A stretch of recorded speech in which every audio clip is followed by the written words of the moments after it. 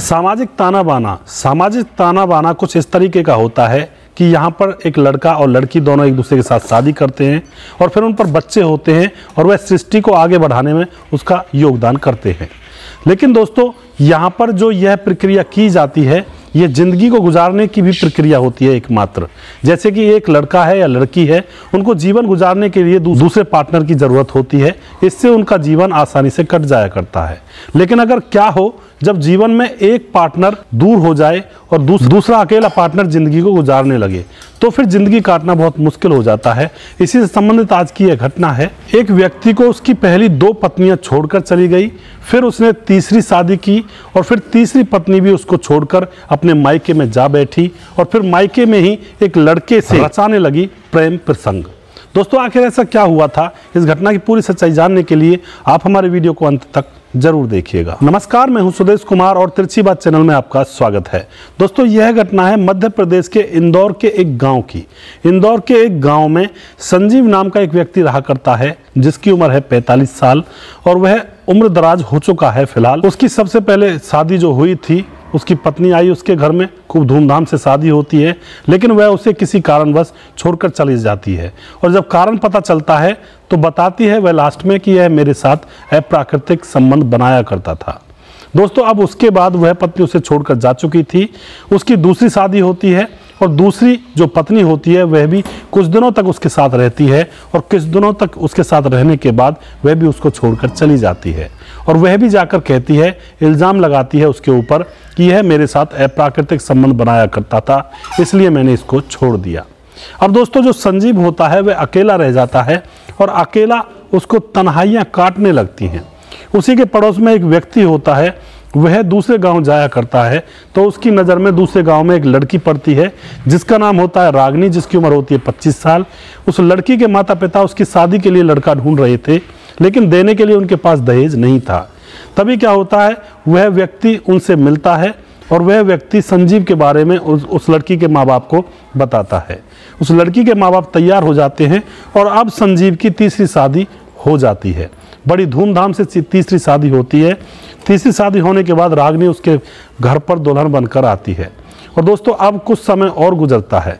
कुछ समय गुजरने के बाद वह तीसरी जो पत्नी होती है वह भी उसको छोड़कर मायके में जा बैठती है।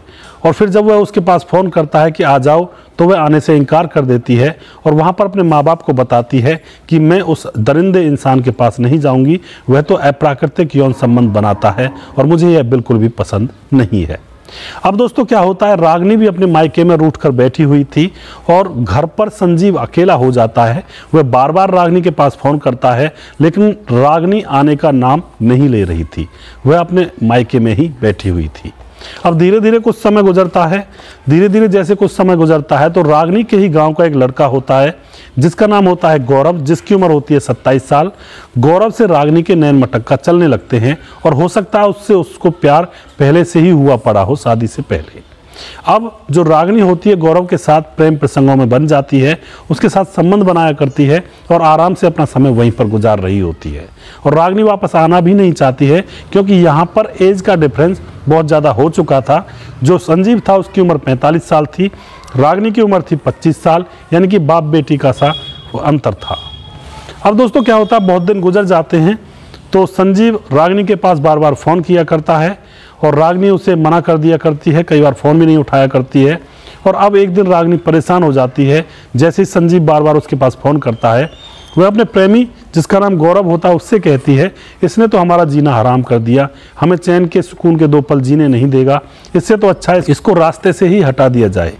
गौरव मान जाता है और गौरव कहता है कि मैं इस तरह से इसको रास्ते से हटाऊंगा कि किसी को कानों कान भी खबर नहीं होगी।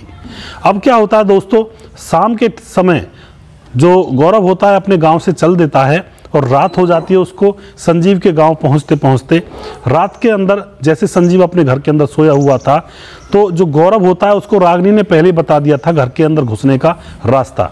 तो चुपके से गौरव संजीव के घर में घुस जाता है और उसको सोते हुए को दबोच लेता है। उसके मुंह को दबा करके उसको जान से मार देता है। जान से मारने के बाद उसको एक बोरे में भरता है।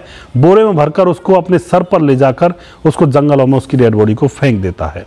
दोस्तों, अब क्या होता है, अब सुबह होती है। सुबह होते ही लोग इधर उधर गुजरते हैं तो बोरे में उनको डेड बॉडी मिलती है। लोग तुरंत पहचान लेते हैं कि यह तो गांव के संजीव की डेड बॉडी है, किसने इसको मार दिया। पुलिस को बुलाया जाता है, पुलिस मामले की छानबीन करती है, डेड बॉडी को पोस्टमार्टम के लिए भेजा जाता है और डेड बॉडी को पोस्टमार्टम के लिए जैसे ही भेजा जाता है तो पोस्टमार्टम की रिपोर्ट आती है कि इसकी दम घुटने से मौत हुई है।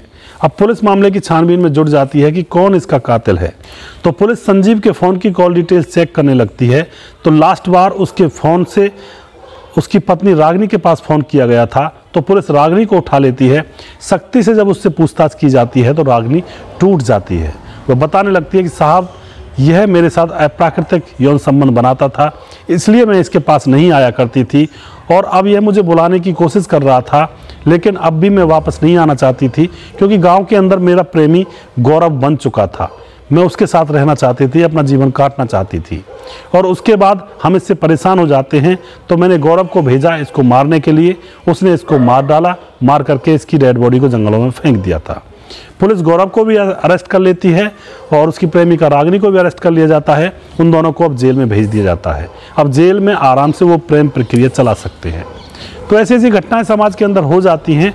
ज़्यादातर 80% जो घटनाएं होती हैं क्राइम की, वो गलत अफेयरों के चलते होती हैं, अवैध संबंधों के चलते हो रही हैं। फिलहाल पहले टाइम में आज से 10-20 साल पहले ज़मीन जायदाद की लड़ाई के ऊपर ये घटनाएं होती थी, यानी कि जो क्राइम होता था, ऐसी बहुत सारी और चीज़ें होती थी। लेकिन आज के टाइम में ज़्यादातर 80% अवैध संबंधों के चलते ही क्राइम हो रहे हैं। तो दोस्तों, आप जो भी कुछ कहना चाहते हैं अपनी राय कमेंट बॉक्स में लिख सकते हैं, लोगों के साथ शेयर कर सकते हैं। अगर आपको हमारा प्रोग्राम अच्छा लगता है तो इसको शेयर भी कर सकते हैं, ये हमारे ऊपर आपका बहुत बड़ा उपकार होगा।